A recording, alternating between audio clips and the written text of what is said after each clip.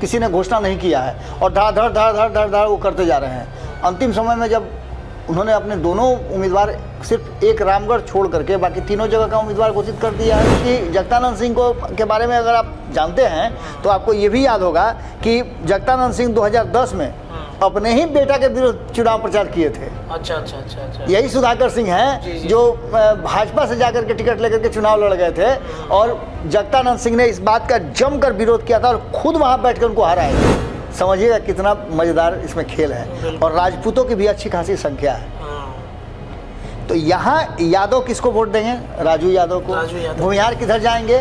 तो सुनील पांडे के बेटा की तरफ। और मुस्लिम के साथ साथ बाकी के जो लोग हैं राजपूत और मुस्लिम मिलाकर के, क्योंकि इनकी संख्या भी अच्छी खासी है। पैनोरमा ग्रुप, जो सोचता है वो करता है। नमस्कार, भारत लाइव देख रहे हैं आप। मुद्दा गर्मा गया है। 4 सीटों पर होने वाले उपचुनाव को लेकर प्रत्याशियों के नाम अब सामने आ रहे हैं एक एक करके। आपने देखा कि कल भारतीय जनता पार्टी ने देर शाम अपने प्रत्याशी के नाम की घोषणा कर दी 2 सीटों पर, तरारी और रामगढ़ की सीट, जहां पर बीजेपी के तरफ से अपने उम्मीदवार के नाम की घोषणा तो कर दी गई। बाकी उनके घटक दल है जदयू, और जदयू के अलावा जीतन राम मांझी की पार्टी है, वो क्या करेगी ये आज पता चलेगा। लेकिन उससे पहले ये मामला कहीं ना कहीं फंसता हुआ नजर आ रहा है। क्या एनडीए यहाँ पर जीतेगा? क्या महागठबंधन जीत सुनिश्चित मान चुका है? अब बचे प्रशांत किशोर, वो भी कह रहे हैं कि 23 तारीख को हम बता देंगे। क्या बताएंगे? रिजल्ट आएगा। हालांकि जैसे ही वो 2 सीटों पर अपने नाम की घोषणा करते हैं, इमामगंज और बेलागंज, वहाँ पर फैटा की नौबत आ गई। जनसुराज के कार्यक्रम में कुर्सियां तक चल गई। प्रशांत किशोर रौद्र रूप में भी दिखे हैं। तो इन तमाम विषयों पर मुद्दा गर्म में चर्चा करने के लिए बाबा के साथ जुड़ गए हैं। बाबा, इमामगंज, बेलागंज, तरारी और रामगढ़ में गठबंधन गड़बड़ाया, चुनाव से पहले कैसे रिजल्ट आया? कौन सा गठबंधन गड़बड़ाया है? महागठबंधन की एनडीए गठबंधन? देखिए रत्नेश, दोनों गठबंधन गड़बड़ चल रहा है। अच्छा, कैसे? प्रशांत किशोर के यहाँ उम्मीदवारी को लेकर के इतना मारामारी होना, और पहली बार पार्टी बनाए हैं, पहली बार पार्टी बना के चुनाव लड़ रहे हैं, उसके बाद भी उम्मीदवार को चयन के लिए इतना बड़ा बवाल हो जाना, कुर्सी चल कहीं ना कहीं इस बात की तरफ इशारा करता है कि प्रशांत किशोर को आप अंडर एस्टिमेट नहीं कर सकते हैं। जी। और यही कारण है कि बार बार रिजल्ट को लेकर के टेंशन हो रहा है। आपने देखा होगा कि हम शुरुआत करते हैं महागठबंधन से, तो इंडिया गठबंधन की तरफ से आप देखिएगा तो 81 सीट जो झारखंड में है, उसके अलावा बिहार का भी आप देख लीजिए ना, बिहार में भी अभी तक किसी ने घोषणा नहीं किया है और धड़ वो करते जा रहे हैं। अंतिम समय में जब उन्होंने अपने दोनों उम्मीदवार सिर्फ एक रामगढ़ छोड़ करके बाकी तीनों जगह का उम्मीदवार घोषित कर दिया है जनसुराज ने। भाजपा ने पीछे 2 जगहों का घोषित किया है, जो अंडरस्टूड था। हम लोग पहले से कहते आ रहे थे। जिस दिन सुनील पांडे जाकर के मिले भाजपा में अपने पुत्र के साथ, उसी दिन से ये बात चर्चा में चल रही थी। आपने तो इंटरव्यू भी लिया था। तो उसी दिन से ये चर्चा थी कि विशाल प्रशांत जो है वहाँ से चुनाव लड़ेंगे। दूसरी तरफ रामगढ़ का कंफर्म था कि अशोक सिंह चुनाव लड़ेंगे, क्योंकि अशोक सिंह कठिन परिस्थिति में विवाह से जीते हैं, लेकिन पिछली बार वो 3रे नंबर पर आ गए थे। तो एक बार फिर से माहौल को बदलने की कोशिश की जा रही है, क्योंकि भाजपा वहाँ बड़ी बुरी तरह से परास्त हुई है लोकसभा में।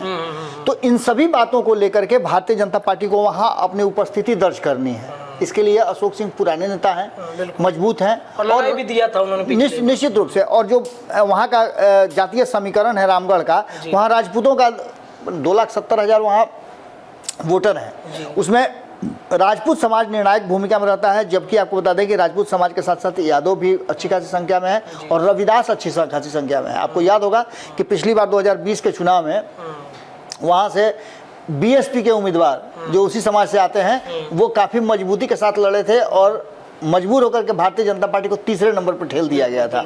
तो रामगढ़ की स्थिति में ये तो क्लियर हो गया कि एक नाम हमारे सामने आ गया है।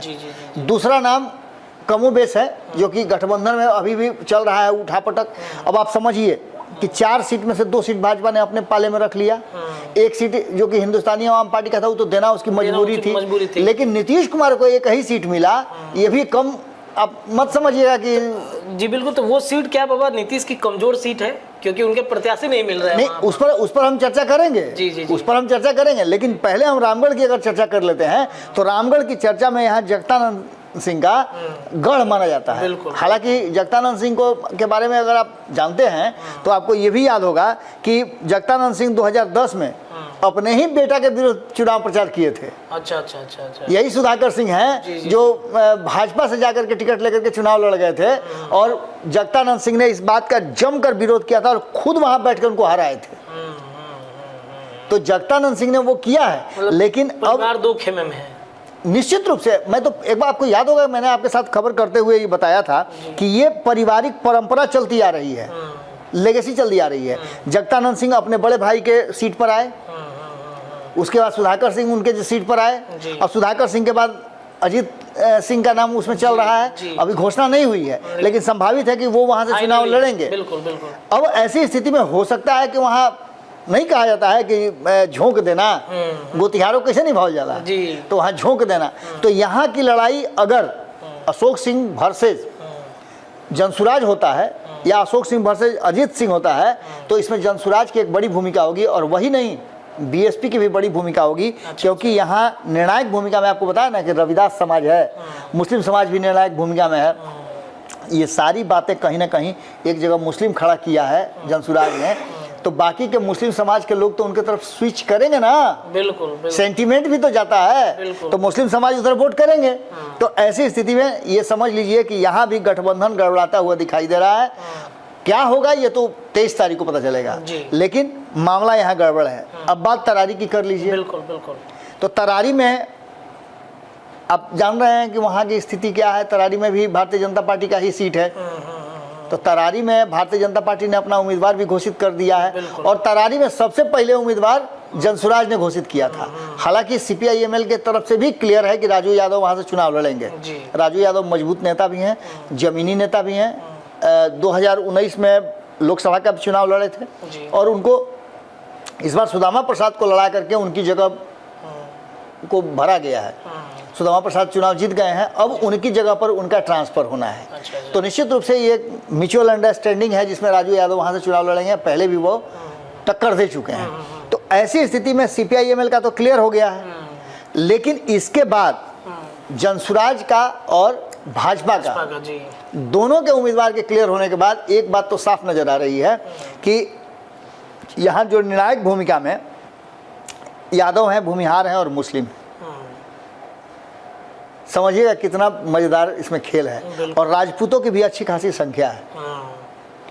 तो यहाँ यादव किसको वोट देंगे? राजू यादव को। राजू यादव। भूमिहार किधर जाएंगे? तो सुनील पांडे के बेटा की तरफ। और मुस्लिम के साथ साथ बाकी के जो लोग हैं राजपूत और मुस्लिम मिला करके, चूंकि इनकी संख्या भी अच्छी खासी है। अगर 35 हज़ार के आसपास यादव हैं, 70 हज़ार के आसपास कहा जाता है कि भूमिहार समाज के लोग वहाँ हैं, तो मुस्लिम समाज के लोग भी 35 हज़ार के आसपास हैं। राजपूत समाज के लोग भी हैं और ईबीसी ओबीसी को मिला करके, गैर यादव जो ओबीसी हैं उनको भी मिला करके कहीं ना कहीं एक बड़ा गेम कर रहे हैं। मुझे जानकारी मिली कि उनकी कोर टीम के प्रशांत किशोर के बड़े बड़े जो दिग्गज नेता हैं जो उस क्षेत्र में अपना वर्चस्व बना के रखते हैं, वो नेता अभी से कैंप करना शुरू कर दिए हैं। क्योंकि एसके सिंह ने साफ कह दिया है कि मुझे तो चुनाव लड़ने आता नहीं, मैं राजनीतिज्ञ तो हूँ नहीं, लड़ना तो वहाँ की जनता और प्रशांत किशोर को है। तो वहाँ पूरी तैयारी हो गई है। तो तरारी के सीट पर भी आसान मत समझिएगा। गठबंधन की तरफ से भले ही सुनील पांडे के बेटा का नाम अनाउंस हो गया, मैंने ये भी बताया था कि सुनील पांडे के बेटा का नाम अनाउंस होना या सुनील पांडे की वहाँ उम्मीदवारी होने का एक फायदा तो ये मिलेगा कि चिराग पासवान के अगेंस्ट में वहाँ पशुपति कुमार पारस जम करके उनका प्रचार करेंगे।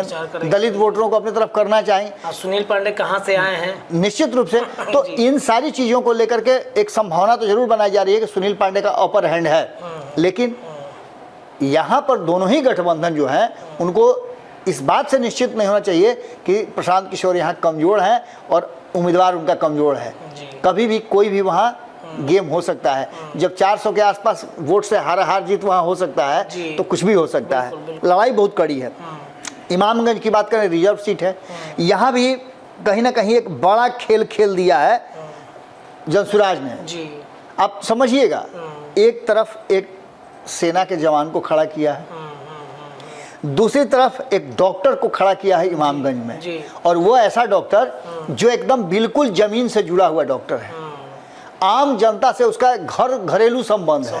जी। किसी को भी कभी भी जरूरत पड़ती है तो वो डॉक्टर हमेशा उनके लिए तैयार रहता है। कोरोना काल में उन्होंने बहुत अच्छा काम किया है और ऐसे व्यक्ति को युवा भी हैं। चर्चा जो चल रही थी कि खाली बूढ़ा बुजुर्ग को ला करके भर रहे हैं प्रशांत किशोर, खाली रिटायर्ड लोग, तो ऐसा युवा को लाए हैं कि 44 इयर्स के आसपास उन्होंने मंच पर ही कहा था कि मेरा उम्र 44 साल है। प्रशांत किशोर बोले कि 50 से नीचे ही होंगे, तो उठ करके बोले कि मेरा उम्र 44 है।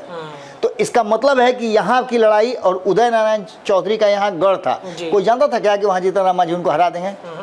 जीतन राम मांझी 2 बार वहाँ से चुनाव जीते, उदय नारायण चौधरी लगातार वहाँ से चुनाव जीतते रहे हैं। हालांकि इस जगह पर जदयू का, समता पार्टी का 5 बार जीत हासिल हुआ है, कांग्रेस भी 4 बार जीती है, हम 2 बार जीती है। इस पूरी कहानी में एक बात तो साफ नजर आ रहा है कि यहाँ की लड़ाई में उम्मीदवार एक तरफ से तो तय हो गया है, अभी आरजेडी का और जेडीयू का उम्मीदवार आना बाकी है। जेडीयू, हाँ, हिंदुस्तानी आवाम पार्टी का नाम खाली अनाउंस होना बाकी है। तो हम अगर खबर कर रहे हैं तो हो सकता है कि रातों रात सब हो जाए, बिल्कुल। लेकिन अभी तक अनाउंस नहीं हुआ। जब तक हम खबर कर रहे हैं तब तक अनाउंसमेंट नहीं हुआ है, हमें जानकारी नहीं मिली है। बिल्कुल। तो निश्चित रूप से अभी हम अपर हैंड मान के चलेंगे जनसुराज का ही, क्योंकि जनसुराज ने उम्मीदवार दे करके दोनों को मजबूर कर दिया है कि वो अपने उम्मीदवार को और थोड़ा ठोक बजा ले, हाँ, और मजबूत उम्मीदवार खोजें, भले डिले हो जाए लेकिन। बिल्कुल। तो ये स्थिति है। 2 दिन हो गए अनाउंस हुए, हाँ, मतलब नॉमिनेशन के 18 तारीख से तो नॉमिनेशन शुरू हुए, लेकिन तो उस 2 दिन में नॉमिनेशन में एक भी लोग नहीं पहुंचे हैं। इसका मतलब आप समझ सकते हैं। निर्दलीय प्रत्याशी लालू यादव उन्होंने किया है तरारी से, शायद ना, तरारी से उन्होंने किया है। ये इमामगंज की स्थिति है। और इमामगंज आप समझ लीजिएगा कि ये क्षेत्र जो है, कहना यही है, वहाँ के लोगों का उदय नारायण चौधरी भी रहे, बहुत शीर्ष पद पर रहे, विधानसभा के अध्यक्ष तक गए हैं। और ऐसे आदमी जब उस क्षेत्र का विकास नहीं करा पाए, उप मुख्यमंत्री रहे, केंद्र में मंत्री बन गए और उस क्षेत्र का विकास नहीं कर, विधानसभा के अध्यक्ष भी रहे, तो उस स्थिति में अब समझ लीजिए कि उस क्षेत्र का इमामगंज का विकास नहीं हुआ है। तो इसका मतलब सीधा है कि विकास के लिए कुछ नया सोचना पड़ेगा। और हो सकता है कि जनता, जानते ही हैं कि जनता है, आज की तरफ बढ़ जाए। जनता अगर कहीं मूड बदल ली तो गठबंधन को मुश्किल हो सकती है। अब सबसे ज़्यादा जो मजबूत स्थिति है, और यहाँ नीतीश कुमार की अग्नि परीक्षा कहिए है।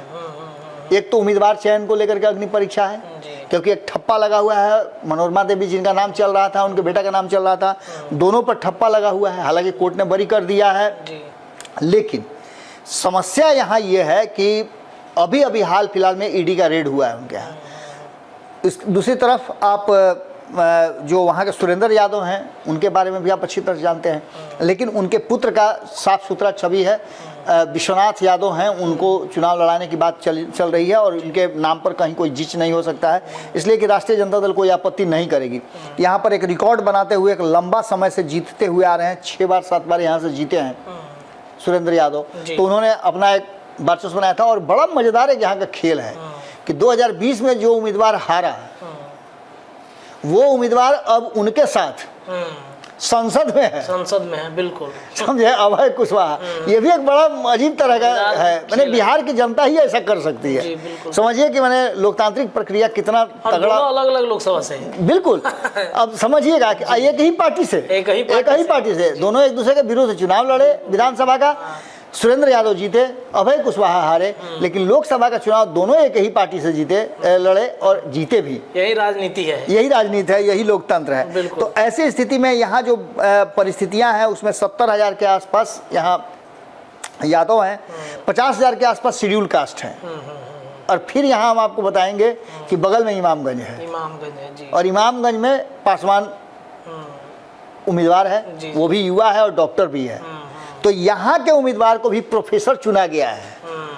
यानी आप सिलेक्शन देखिएगा, एक सेना का जवान, एक डॉक्टर और एक प्रोफेसर, और सबकी छवि बिल्कुल पाक साफ। रामगढ़ में तो आईएएस अधिकारी हो सकते हैं, हो सकता है। वही बात तो मैं चर्चा तो चल ही रही थी, लेकिन वहां भी चौंकाने वाला ही फैसला होगा। बिल्कुल। अब ऐसी स्थिति में मैं शुरू में बता रहा था रत्नेश कि जिस पार्टी में टिकट के लिए मारामारी होना शुरू हो जाए, इसका मतलब है कि वहां उसके टिकट का कुछ वैल्यू है। आप अन्यथा में नहीं ले सकते हैं, इग्नोर नहीं कर सकते। काहे नहीं सुने हैं कभी कि चिराग पासवान की पार्टी में मारामारी हो गया है, कभी आपने सुना है कि पप्पू यादव के जाप में हो गया हो, उपेंद्र कुशवाहा के पार्टी में, मुकेश सहनी के पार्टी में कभी मारामारी लाठी भाला देखे हैं? नहीं होता है। टिकट का मारामारी वहीं होता है जहां उम्मीदवार को ये लगता है कि यहाँ से हम जीत सकते हैं, वहीं मारामारी होती है। तो ऐसी स्थिति में आप समझ लीजिए कि पूरी तरह से यहाँ भी मामला गड़बड़ा रहा है और यहाँ भी दोनों ही गठबंधन, अभी तक तो नीतीश कुमार ये फैसला नहीं कर पाए हैं कि किसको लड़ाना है। दूसरी तरफ राष्ट्रीय जनता दल की तरफ से सुरेंद्र यादव, उनके परिवार का पहले से हम बता रहे थे कि चर्चा लगभग क्लियर ही है, फाइनल है। तो ऐसी स्थिति में आप एक बात तो निश्चित रूप से समझ लीजिए कि जिस तरह से इमामगंज, बेलागंज, तरारी और रामगढ़, ये 4 सीटों पर जो चुनाव हो रहे हैं, यहाँ मुकाबला जो सामने सामने होना चाहिए था, उपचुनाव में इतना ज़्यादा आप टसन कभी नहीं देखे होइएगा।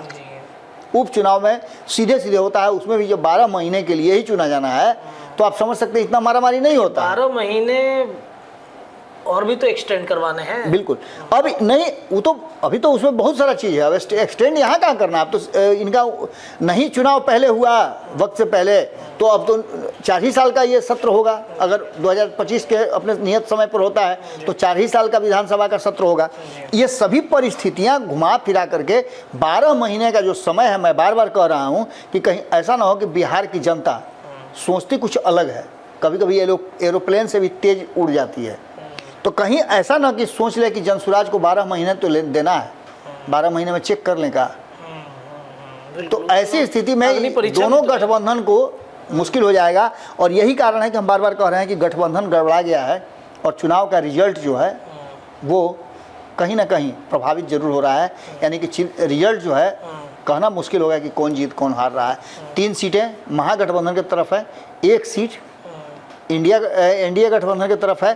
अब इसमें से अपने अपने स्थिति पर बरकरार रहते हैं कि कौन किसको मात देता है, कौन किससे सीट छीनता है या फिर हड़पता है, या इन दोनों खेमे से प्रशांत किशोर हड़प लेते हैं। ये बहुत चलिए, 2 की लड़ाई में तीसरे की जीत होती है, कहावत है। अब देखते हैं कि 23 तारीख को जो प्रशांत किशोर दावेदारी कर रहे हैं ये कितना सत्य। बिल्ली की रोटी बंटवारा जो बंदर कर रहा था, बस उसी की कहानी है और कुछ नहीं है। चलिए, 23 तारीख का इंतजार होगा और इंतजार इस बात का भी कि उम्मीदवार और बाकी के जो दल हैं वो कैसे तय करते हैं। फिलहाल के लिए इतना ही, लेकिन आज आपको खबरें लगातार मिलेंगी। देखते रहिए भारत लाइव। बहुत बहुत धन्यवाद। पनोरमा ग्रुप, जो सोचता है वो करता है। अगर ये वीडियो पसंद आई और वह बिहार के राजनीति और बिहारियत से सरोकार रखेनी तो सब्सक्राइब बटन दबा के चैनल के सब्सक्राइब कर ली। ओजे एगो घंटी बा, ओकरा बटन दबा देला से कुल सटीक और मारक खबर रुआ मुफ्त में मिल जाई।